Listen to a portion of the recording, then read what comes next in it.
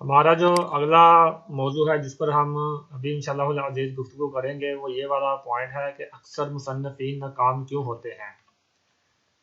ہمارے ہاں جو لوگ تصنیف و تالیف میں مشغول ہوتے ہیں ان میں سے ایک بہت بڑی تعداد ایسی ہے کہ جن کی کتابیں جو ہیں وہ عوام میں مقبول نہیں ہو پاتی اور زیادہ وہ چلتی نہیں ہیں۔ اول تو ایسی کتابوں کو ناشرین پکڑتے ہی نہیں ہیں، اگر پکڑ لیں تو پھر وہ چھپ تو جاتی ہیں لیکن سالوں سال وہ مکتبوں پر پڑی رہتی ہیں اور عوام میں بھی وہ اتنی زیادہ پسند نہیں کی جاتی۔ اس کے کئی اسباب اور وجوہات ہیں، ان میں سے جو چار اہم اسباب ہیں ان کو میں نے نمایاں کیا ہے، ان پر ہم کلام کرتے ہیں۔ باقی جو اسباب ہیں وہ تقریباً ان کے تحت ہی آ جاتے ہیں۔ سب سے پہلا جو ہے موضوع انتخاب کرنے میں غلطی۔ اب کوئی بندہ اس نے کتاب لکھنی ہے، تصنیف کرنی ہے یا تالیف کرنی ہے، جو جس ٹاپک میں بھی وہ کتاب آئے گی، سب سے پہلی جو وہ غلطی کرتا ہے وہ کرتا ہے موضوع انتخاب کرنے میں۔ ہمارے ہاں کیا ہوتا ہے کہ کسی کو شوق پیدا ہوا کتاب لکھنے کا، وہ دیکھتا ہے کہ مارکیٹ میں وہ کون سا ٹاپک اور موضوع ہے جس کو لوگ زیادہ پڑھتے ہیں، صحیح ہو گیا۔ پھر وہ اس موضوع پہ پہلے دو تین کتابیں ہیں وہ اٹھاتا ہے، جیسے آپ لگا لیں کہ علم غیب پر امام اہل سنت امام احمد رضا خان صاحب بریلوی نے کتاب لکھی، پھر آپ کے خلیفہ صدر الافاضل سید نعیم الدین مراد آبادی نے ایک کتاب لکھی، اس کے بعد مفتی احمد یار خان نعیمی صاحب نے اس پر کلام کیا، اور ان کے معاصرین میں سے کئی علماء کرام نے اس موضوع پر کتابیں تصنیف کی۔ اب وہ کیا کرتا ہے، وہ بندہ بھی اسی موضوع کو لے لیتا ہے۔ اس موضوع کو کیوں لیتا ہے؟ اس کی دو وجہ۔ پہلی وجہ تو وہی میں نے بیان کی کہ اس موضوع پہ لوگ پڑھتے ہیں، ان کا ایک رجحان ہوتا ہے، ایک ضرورت ہے، ٹھیک ہو گیا۔ لیکن اب بندہ جو اس موضوع کو انتخاب کرنے جا رہا ہے وہ یہ نہیں دیکھ رہا کہ یہ ضرورت پہلے پوری ہو چکی ہے، اس سے پہلے کئی علماء کرام نے اس پہ کتابیں لکھ دی ہیں، لوگ اس کو پڑھ رہے ہیں، استفادہ کر رہے ہیں، ان کے علم میں آ رہا ہے وہ موضوع۔ دوسری وجہ یہ ہے کہ اس کا مطالعہ کم ہوتا ہے، اس کی صلاحیت تصنیف و تالیف میں نہیں ہوتی، ٹھیک ہو گیا۔ اور اگر وہ کوئی نیا موضوع سلیکٹ کرتا ہے تو اس پر بہت زیادہ محنت کرنا پڑے گی، اسے خود سے سرچ کرنا پڑے گی، تحقیق کرنا پڑے گی، مطالعہ وسیع کرنا پڑے گا، پھر جا کر وہ کوئی معیاری تصنیف کر پائے گا، لیکن وہ یہ نہیں کرتا۔ جو پہلے سے لکھی ہوئی کتابیں ہیں اس کو اٹھاتا ہے، مطالعہ کرتا ہے، اس میں سے وہ دیکھ لیتا ہے کہ اس میں اس موضوع پہ جو آیتیں ہیں وہ کون کون سی ہے، اس موضوع پہ جو احادیث ہے وہ کون سی ہے، محدثین نے، فقہا نے، مفسرین نے اس پر کیا کلام کیا ہے، وہ یہ ساری چیزیں نوٹ کرتا ہے، انہی کو لے کے آتا ہے تو آگے بیان کر دیتا ہے اپنی کتاب میں۔ یعنی کہ وہ کوئی نئی کتاب نہیں لکھ رہا جو وہ 2 4 6 مہینے یا ایک سال اس نے محنت کی ہے، اس محنت کے پیچھے ایک تو اس نے اپنا ٹائم ضائع کیا، دوسرے نمبر پہ جب وہ کتاب چھپی ہے اس چھپنے کے مراحل میں جو اس پہ اخراجات ہوئے وہ اس نے ضائع کیے۔ اب جس موضوع کو عوام پہلے ہی پڑھ چکی ہے وہ اس کی کتاب کو کیوں پڑھیں گے؟ انہیں تو کوئی نئی چیز چاہیے۔ اب کوئی بندہ بیوقوف تھوڑی ہے کہ اس نے ایک موضوع پہ پہلے 2 3 کتابیں لی ہوئی ہے اور حضرت صاحب کوئی اب ہمارے جیسا کوئی طالب علم اٹھے اور وہ اسی موضوع پہ کتاب لکھ رہے ہیں تو وہ جو بندہ پہلے والا جس کے پاس پہلے ہی اس موضوع پہ 2 3 کتابیں موجود ہیں آلریڈی، یہ بڑے بڑے جید علماء کرام کے، وہ ہماری کتاب کیوں لے گا؟ تو وہ کتاب نہیں دے گا۔ پھر اس میں کوئی ہمیں مواد کو پیش کرنے کی ڈھنگ بھی نہیں ہوتا، تو اس میں بھی پھر یہ ہوتا ہے کہ انتہائی بے ترتیبہ سا مواد پیش کر دیا جاتا ہے۔ یہ ایک سب سے بڑی وجہ ہے مصنفین کے ناکام ہونے کی۔ اس لیے کتاب نے آپ نے تصنیف کرنی ہے، میں ہمیشہ یہی سجیسٹ کرتا ہوں کہ ان موضوعات پر لکھیں جن پر کام نہیں ہوا۔ ایسے سینکڑوں موضوعات ہیں، آپ غور و فکر کریں گے تو انشاءاللہ تعالی آپ کو بے شمار موضوعات سامنے آئیں گے اور آپ ان پر لکھیں گے تو انشاءاللہ تعالی آپ کی کتاب پڑھی جائے گی، لوگ توجہ سے اسے پڑھیں گے۔ دوسرا جو پوائنٹ ہے وہ ہے جدید پیشکش سے عدم آگاہی۔ آج کے دور میں کتابیں تصنیف کرنے کا جو انداز ہے وہ چینج ہو چکا ہے. 100 سال پیچھے چلے جائیں اس وقت کچھ اور تھا. 100 سال پہلے کی آپ کتابیں اٹھا لیں، اس میں حوالہ جات دینا اور کلام کرنا وہ علماء کرام کا کچھ اور اسلوب تھا. آج اسلوب چینج ہو چکا ہے. آج کا جو اسلوب ہے وہ تجزیاتی ہے. ایسی کتابیں پسند کی جاتی ہیں جن کا انداز تحریر جو ہے وہ تجزیاتی اور انتہائی لیول کا تحقیقی ہو، اور مصنف جو بات بیان کرے وہ اس کی تحقیق کا نچوڑ ہو. اس طرح کی جو کتابیں ہیں وہ پسند کی جاتی ہیں. ٹھیک ہو گیا.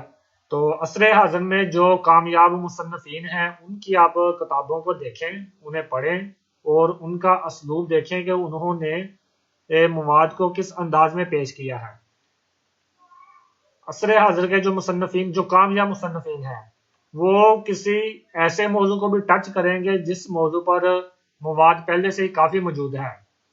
ٹھیک ہے، لیکن وہ اس کی پیشکش اتنے خوبصورت انداز میں کریں گے، اتنے اچھے طریقے سے ترتیب دیں گے کہ جس بندے نے پہلے بھی پڑھا ہوگا وہ پھر نئے سرے سے پڑھے گا، کیونکہ اسے پتا ہے کہ اس میں اسے کچھ نہ کچھ نیا ضرور ملے گا جو پہلی کتابوں میں نہیں تھا. بھلے اس موضوع پہ پہلے سے 2 3 4 8 10 20 کتابیں مارکیٹ میں موجود ہیں، لیکن اس کی ایک پیشکش جو ہے اس وجہ سے جو قاری ہے وہ اس کو پڑھے گا، کیونکہ اس کی جو پیشکش ہے وہ عصر حاضر کے مطابق ہے. ٹھیک ہو گیا. یہ اس چیز کو بھی مد نظر رکھیں. تیسری چیز ہے جس وجہ سے مصنفین مؤلفین ناکام ہو جاتے ہیں وہ ہے سارقہ کا مرتکب ہونا. اب سارقہ کا جو لوگ مرتکب ہوتے ہیں اس کی کئی صورتیں ہیں. بعض کیا کرتے ہیں کہ دوسروں کا مواد ہی چرا لیا، جو انہوں نے بیان کیا، جو جملے لے کر آئے وہ اٹھائے اپنی کتاب میں ڈال دیے. بعض کیا کرتے ہیں وہ پورے دلائل، عبارتیں اور ابواب اپنی کتابوں میں لے آتے ہیں. صحیح ہو گیا. ان وجوہات کی بنا پر لوگ جو ہیں وہ ناکام ہو جاتے ہیں، ان کی کتابیں لوگ پڑھتے نہیں ہیں. اور اگر کسی محقق نے اس پر کوئی آرٹیکل لکھ دیا کہ اس بندے نے جو ہے وہ مواد چوری کیا ہے، تو پھر تو وہ سمجھے ویسے گیا، وہ ذلیل بھی ہوگا معاشرے میں اہل علم کے درمیان، اور چور کے نام سے مشہور بھی ہوگا، اور جو اس کی محنت ہے وہ بھی ضائع جائے گی. اس لیے اس چیز سے بچنا بہت ضروری ہے. اب سارقہ کس طرح ہوتا ہے، اس کے اقسام کتنی ہے، اس کا شرعن اور قانونی حکم کیا ہے، یہ ایک پوری بحث ہے جس پر الحمدللہ میں نے شرف ملت ریسرچ انسٹیٹیوٹ کے تحت ایک کورس کریٹ کیا ہوا ہے، لیکن ابھی وہ مکمل نہیں ہوا، اس لیے وہ کورس کروانے میں کچھ وقت لگے گا. تو اس پر انشاءاللہ عزیز ہم تفصیلی بحث کریں گے اور اپنے اسٹوڈنٹس کو بتائیں گے کہ کس طرح وہ کتابوں کو سارقہ سے پاک بنائیں گے اور بہترین انداز میں اپنی ذاتی تحقیقات سے لکھیں گے اور ہر طرح کی اغلاط سے محفوظ رہیں گے.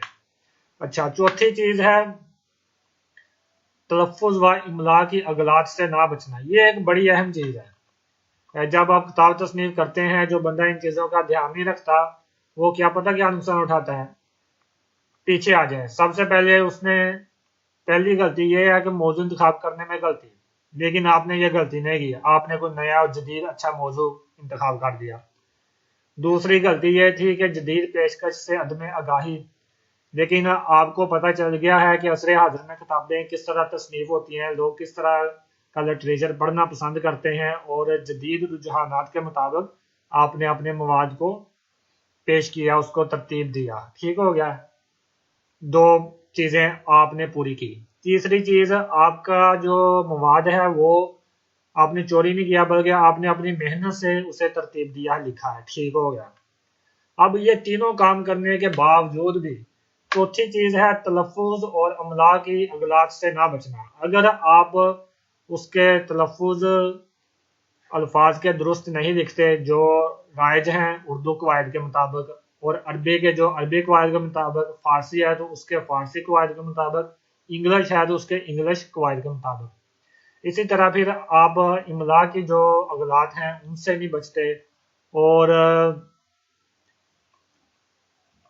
وہ جو ڈوٹ وغیرہ لگاتے ہیں یہ ہو گیا، یہ ہو گیا، یہ ہو گیا ہے، یہ جو جتنے بھی رموز و اوقاف ہیں ان کو آپ اپنی کتاب میں ان چیزوں کا اہتمام نہیں کرتے، تو پھر بھی آپ کی جو تحریر ہے وہ دلچسپی پیدا نہیں کرے گی۔ پڑھنے والا جو بندہ ہے وہ ایک دفعہ پڑھ دے گا، ٹھیک ہے، وہ ایک دفعہ بھی وہ دل جمی کے ساتھ نہیں پڑھے گا، کیونکہ اس نے پہلے جو کتابیں پڑھی ہوئی ہیں وہ اچھی اور عمدہ پڑھی ہوئی ہیں۔ اب یہ جو چیز ہے یہ دیکھیں، یہ آخر میں سوالیہ نشان ہے، جہاں پہ پیرے کے اندر اگر کوئی سوال آئے تو اس کے آخر میں یہ نشان دیتے ہیں۔ اگر آپ یہ نشان نہیں دیں گے تو جو پڑھنے والا ہے وہ الجھن میں پڑ جائے گا کہ یہ جملہ پتہ نہیں کون سا ہے۔ اگر تو وہ ذہین ہوگا تو وہ سمجھے گا کہ یہ ایک سوالیہ جملہ ہے، اگر وہ نہیں ذہین تو وہ چیز اسے پریشان کرے گی۔ لیکن اگر آپ نے یہ نشان دیا ہوگا تو ذہین اور غیر ذہین غبی دونوں کو پتہ چل جائے گا کہ یہ جو جملہ ہے یہ سوالیہ جملہ ہے۔